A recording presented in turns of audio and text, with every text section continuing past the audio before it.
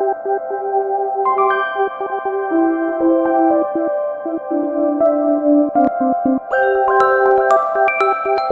বন্ধুরা, good morning.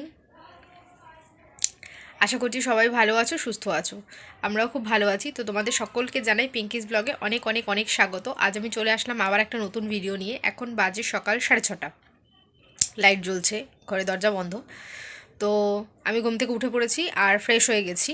তো এখন তো একটুও সময় নষ্ট করার মতন সময় নেই, রান্না করতে হবে। তো চলো ঝটপট গিয়ে রান্না করা যাক মানে কি, আমি অলরেডি রান্না শুরু করে দিয়েছি। তো করতে করতে তোমাদের কাছে চলে আসলাম যে না, আজকে একটু ডেইলি ব্লগের ভিডিও বানাই। তো সেই জন্য চলে আসলাম আর ভিডিওটা স্টার্ট করে দিলাম। তো চলো আমি দেখাই আমি কি রান্না করছি। আজকে একটা স্পেশাল রেসিপি আছে। তো চলো তোমরা দেখতে থাকো আর বাকি কথা পরে বলছি। आओ सिखाओ तुम्हें अंडे का फंडा। না আন্ডে কা ফান্ডা শেখাবো না, আন্ডার একটা নতুন রেসিপি শেখাবো না দেখাবো। তো দেখো আমি ডিম নিয়ে নিয়েছি আর এগুলো হচ্ছে হাঁসের ডিম। আর এই দেখো আমি চিড়ে চিড়ে রেখেছি, নাহলে আগের দিনের মতো ফেটে আবার আমার হাত টাত পুরো পুড়ে যাবে। আর এখানে মশলা নিয়েছি আমি আদা রসুন তেজপাতা, আর এটা হচ্ছে নারকেলের দুধ আমি বের করে রেখেছি, আর নিয়েছি কুচনো পেঁয়াজ। তো এইগুলোই মোটামুটি লাগছে। তো চলো শুরু করা যাক। আমি ডিমগুলো দেখো, একটা ডিম একটু ফেটে গেছে। তো ডিমগুলোর মধ্যে আমি নুন আর হলুদ মাখিয়ে নিচ্ছি। ডিমগুলো অবশ্যই আমি চিড়ে নিয়েছি, আমার হাতে এখনও কালো কালো দাগ আছে, তোমরা দেখতে পাচ্ছ। আগের দিন ডিম রান্না করতে গিয়ে ডিম ফেটে আর আমার সারা হাত পুড়ে গেছিলো।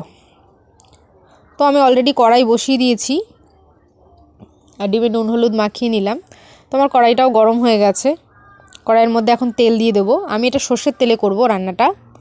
আর এটা আমার মেয়ের খুব পছন্দের একটা রেসিপিটা বলবো কি, বলেই দিই, এত সাসপেন্সের দরকার নেই। আজকে আমার রেসিপিটা হচ্ছে হাঁসের ডিমের মালাইকারি। হ্যাঁ, তোমরা নারকেলের দুধ দেখেছো, তোমরা হয়তো বুঝতেও পেরে গেছো, তাও বলছি, বেশি পাকামি করছি এই আর কি। নারকেলের দুধ বের করে নিয়েছি আর হাঁসের ডিমের মালাইকারি করব। তো আমি ডিমটা ভেজে নিচ্ছি এখন। খুব সাবধান, আমার কিন্তু খুব ভয় করছে। দেখেছো আমার হাতে এখনও কালো কালো দাগ রয়েছে, ফোস্কা পড়েনি কিন্তু দাগগুলো রয়েছে। তো আমি যথেষ্ট চেষ্টা করছি দূর থেকে ডিমগুলো একটা একটা করে দেওয়ার। ভাবছিলাম একটা করে দিয়ে আর দৌড়ে পালাই বোম ফাটার মতো, তো সেটা তো করতে পারছি না, এখানে দাঁড়িয়ে থাকতে হচ্ছে, তাই আস্তে আস্তে দিয়েছি। তো চলো আমি ডিমগুলো ভেজে নিই। তো দেখো আমি ডিমগুলো ভেজে তুলে নিয়েছি আর এই তেলের মধ্যেই আমি দিয়ে দিচ্ছি তেজপাতা ফোড়ন আর দিয়ে দেবো কুচনো পেঁয়াজ। তো পেঁয়াজটা আমি ভালো করে ভেজে নেব। আর তেল আমি খুব বেশি দিইনি, যেহেতু নারকেলের দুধ আছে সেই জন্য। তো দেখো আমার পেঁয়াজ পোড়া হয়ে গেছে, না মানে পোড়া না, ভাজতে চেয়েছিলাম, ভাজতে ভাজতে পোড়া হয়ে গেছে। সকালবেলা তাড়াহুড়োতে আর কি করব বলো। তো চলো এবার এর মধ্যে মশলাটা দিয়ে দেওয়া যাক।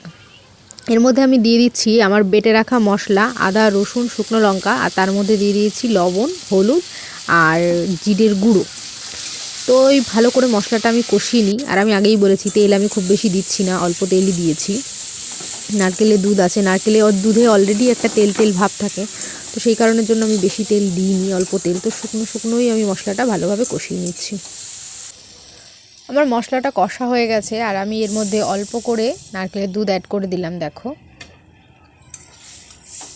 মানে শুধু যেমনভাবে জল দিই তেমনভাবেই, জলের বদলে আমি নারকেলের দুধটা দিলাম। নারকেলের দুধটা দিয়ে এর সঙ্গে ভালোভাবে মিশিয়ে নিলাম। দেখো কালারটা কি দারুণ না, আমার তো কালারটা ভীষণ পছন্দ হয়।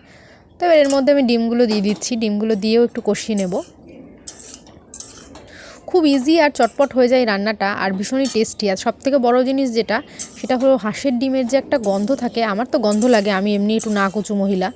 তো হাঁসের ডিমের যে গন্ধটা থাকে, সেই গন্ধটাই নারকেলের দুধ দিলে পারে একটুও গন্ধ পাওয়া যায় না। বিশ্বাস করো এইভাবে ছাড়া হাঁসের ডিম আমি একদমই খেতে পারি না। কিন্তু এই রেসিপিটা আমার ভীষণই পছন্দ, শুধু আমার না, আমার বাড়ির সবাই খায়। আমার মেয়ের তো একটু বেশি পছন্দ, জানোই তো সুদীপার রান্নাঘর, ও রান্নাঘরে সুদীপার থেকে কোনো অংশে কম যায় না। তো দেখো পুরো সব কিছু আমার ভালোভাবে কষানো হয়ে গেছে। এবার আমি বাকি থেকে যাওয়া নারকেলের দুধটা এর মধ্যে দিয়ে দিলাম। এখানে আমি একটা গোটা নারকেলের দুধ বের করে নিয়েছিলাম। তোমরা তো জানোই কীভাবে নারকেলের দুধ বের করতে হয়, সেটা আর আলাদা করে বললাম না। তো এইভাবে রেসিপিটা আমার মোটামুটি কমপ্লিট। দেখো এবার ফুটতে দিতে হবে এটাকে। তো এটা দেখো ফুটে উঠেছে, এটা পুরোটাই নারকেলের দুধ, আমি একটু জল ব্যবহার করিনি। তো মোটামুটি ফুটলে যে যেরকম পরিমাণ রাখতে চাও গ্রেভিটা, সেরকম রাখলেই হয়ে যাবে। আর এখানে শুধু দেওয়ার বাকি আছে গরম মশলা। গরম মশলা দিয়ে দিলে রেসিপিটা পুরো কমপ্লিট হয়ে যাবে। তো এখন আর বেশি বকবক করব না, আর এটাকে নামিয়ে নিয়েও তোমাদের দেখাতে পারবো না। তার কারণ হচ্ছে এখন আমাকে টিফিন বক্স প্যাক করতে হবে। তো আমি কড়াই থেকেই ডাইরেক্ট টিফিন বক্সে দিয়ে দেবো। তো চলো আমার রেসিপিটা পুরো কমপ্লিট।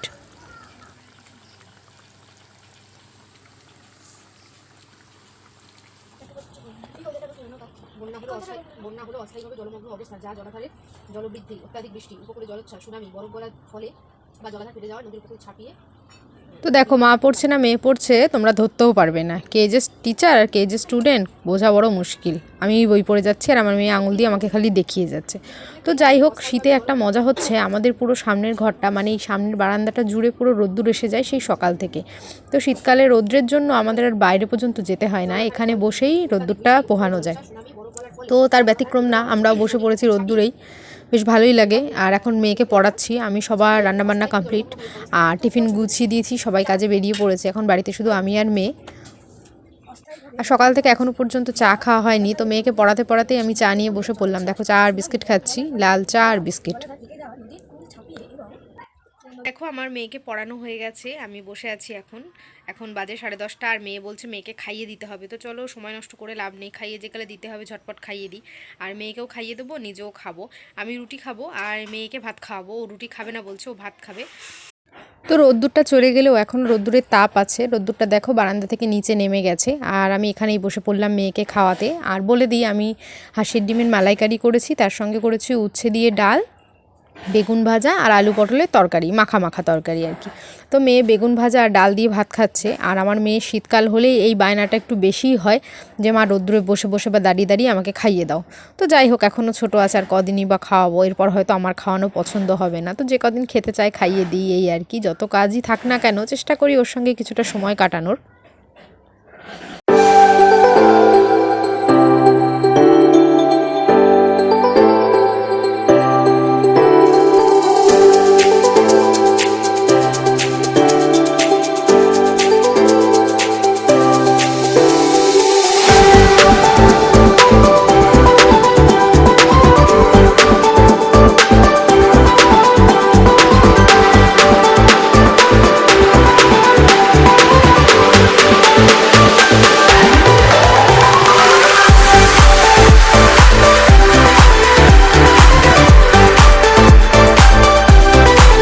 তো আমার মেয়েকে খাওয়ানো হয়ে গেছে। আর দেখো, আমি এক উচ্ছিষ্টভোজী, বসলাম নিজের রাজকীয় থালা নিয়ে। উচ্ছিষ্টভোজী এই কারণেই বলছি, কালকে রাত্রে বেঁচে যাওয়া ডাল, ছোলার ডাল, তারপরে বরের থালায় বেঁচে যাওয়া একটু তরকারি, সঙ্গে রুটি। তো এত কিছু নিয়ে যতই ভাবি ব্যালেন্স ডায়েট করব, কিন্তু ব্যালেন্স ডায়েট তো আর হয় না। উচ্ছিষ্টভোজী যা যা উচ্ছিষ্ট থাকে সমস্তটাই আমার পেটে যায়। তো সেগুলো নিয়ে বসে পড়লাম, এবার আমি আমার খাবারটা সেরে ফেলি। তো চলো, যাই হোক, খাওয়া দাওয়া তো মিটলো, এখন রয়েছে অনেক কাজ। তো কাজগুলো আগে সারা যাক। আমার মেয়ে এই যে বই পড়ছে, বই পড়া কমপ্লিট হয়নি, অনেক দিন অনেক ফাঁকি মেরেছে, এখন মন দিয়ে পড়তে হবে। তো চলো কাজগুলো করে নিই। তো দেখো, কাজ সারা হয়ে গেছে আর এখন চলে এসেছি একটু নিজের যত্ন নিতে। নিজের যত্ন বলতে ভেবেছি এক, আর হয়ে যাচ্ছে আর এক। তো চলো দেখাতে দেখাতে কথা বলি। তো দেখো, এখানে কিছু পেঁপের টুকরো, এই পেঁপেটা কেটে ফ্রিজে রেখে দিয়েছিলাম, সেই জন্যই এরকম হয়ে গেছে, ওপরটা শুকনো শুকনো হয়ে গেছে। তো আমি ভাবলাম যে একটু পেঁপে দিয়ে আর কি স্ক্রাব করব। কিন্তু যেটা মেন দরকার এটার জন্য, বেসন, সেটা দেখছি আমার ঘরে শেষ হয়ে গেছে। তো কি করব, পেঁপেটা ফেলে দেবো? কখনোই না, এই পোকা বসছে, কখনোই ফেলবো না। তো স্ক্রাব হয়নি তো কি হয়েছে, প্যাক তো হবে। তো চলো প্যাকটা বানাই। তো এখানে পেঁপে, আমি প্রথমে পেঁপেটাকে একটুখানি ম্যাশ করে নিচ্ছি।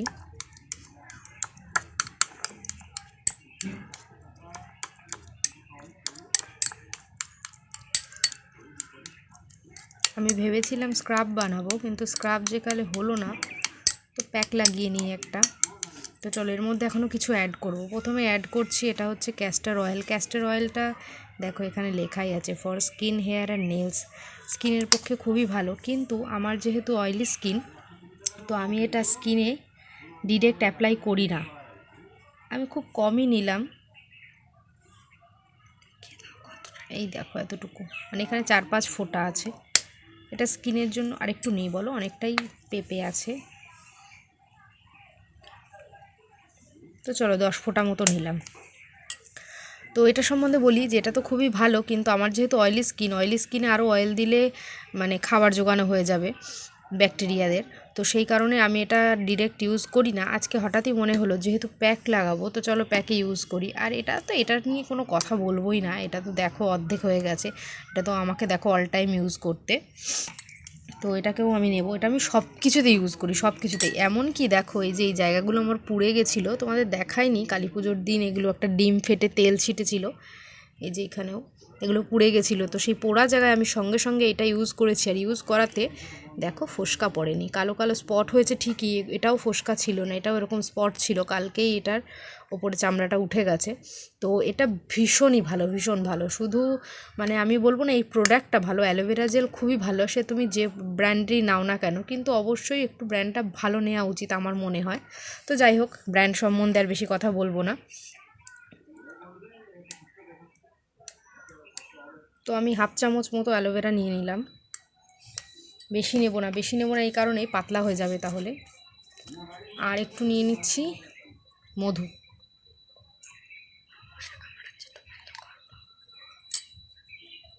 এবার এটাকে আমি ভালোভাবে মিক্স করব।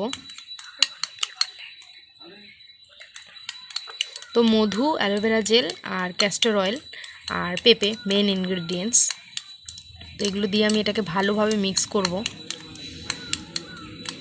আর স্মেলটা দারুণ বেরিয়েছে, আমি তো সবসময় বলি আমার অ্যালোভেরা জেলের স্মেলটা ভীষণ ভালো লাগে।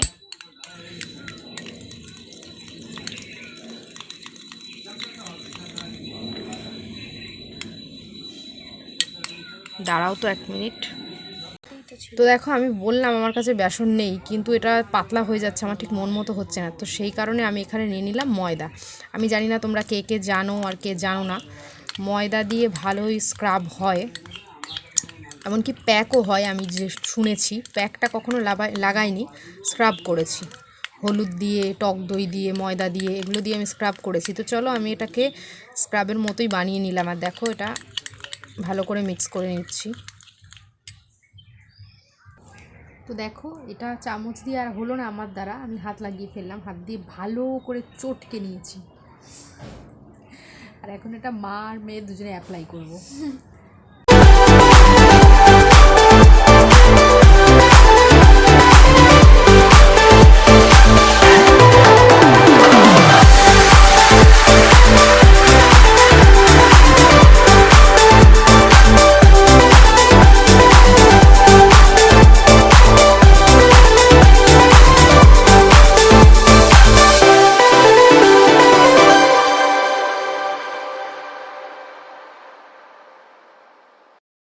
তো দেখো এটাতে অ্যাপ্লাই করেছি,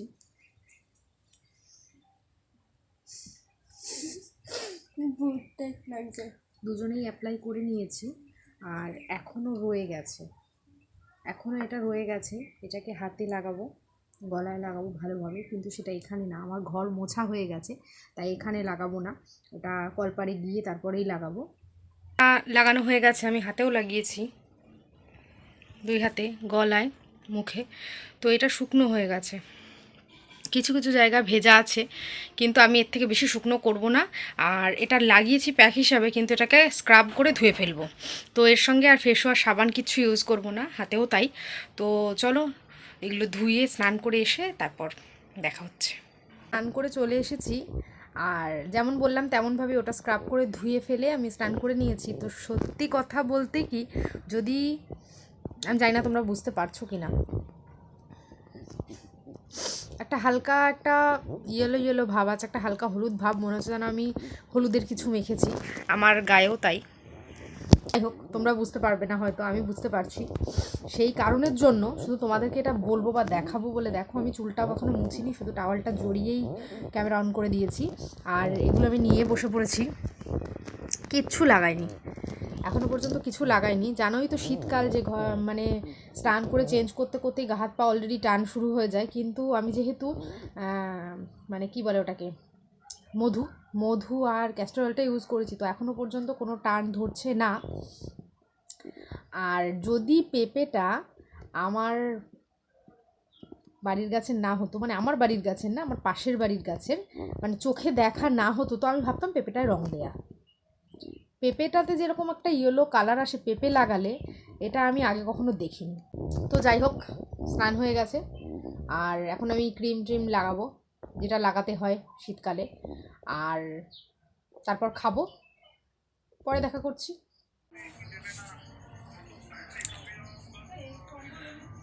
তো গুড ইভিনিং বন্ধুরা, দেখতে পাচ্ছ আমি রেডি হয়ে গেছি।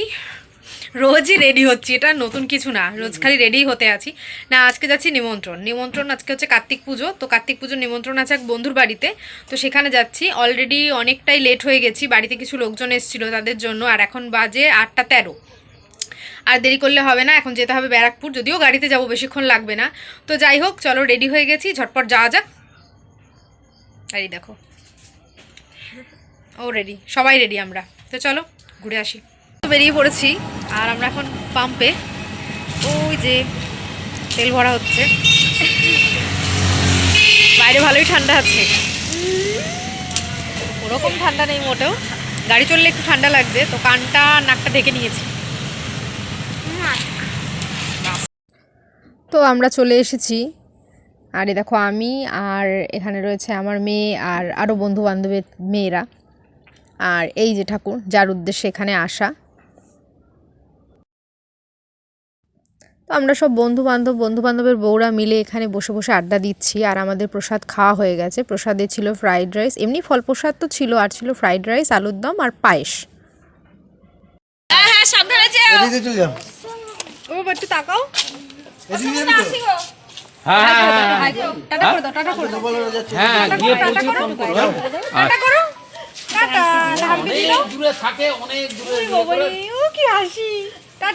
এই চলো, এ মামুন আসি, স্বপনদা আসি, এই দিক দিয়ে যাবে তো। তো দেখো আমরা চলে এসেছি, আর বাইরে আজকে প্রচণ্ড ঠান্ডা, ধোঁয়া বেরোচ্ছে। জানি না তোমরা বুঝতে পারছো কিনা, আমার মেয়ে বলছে ধোঁয়া বেরোচ্ছে, দেখো ওর অবস্থা। তো বাইকে আসতে এত ঠান্ডা, আমার চোখ মুখের অবস্থা দেখে তো কি হয়ে গেছে ঠান্ডাতে, হাত তো ভীষণ ঠান্ডা, নিজের গায়ে ঠেকানো যাচ্ছে না। তো যাই হোক, আজকের ব্লগটা এই পর্যন্তই, দেখা হচ্ছে আবার কালকে। আর তোমাদের কেমন লাগলো অবশ্যই জানিও, ভালো লাগলে একটা লাইক তো করে দিও। তো চলো টাটা, সবাই ভালো থেকো, সুস্থ থেকো, আর দেখতে থাকো পিঙ্কিস ব্লগ। Good night.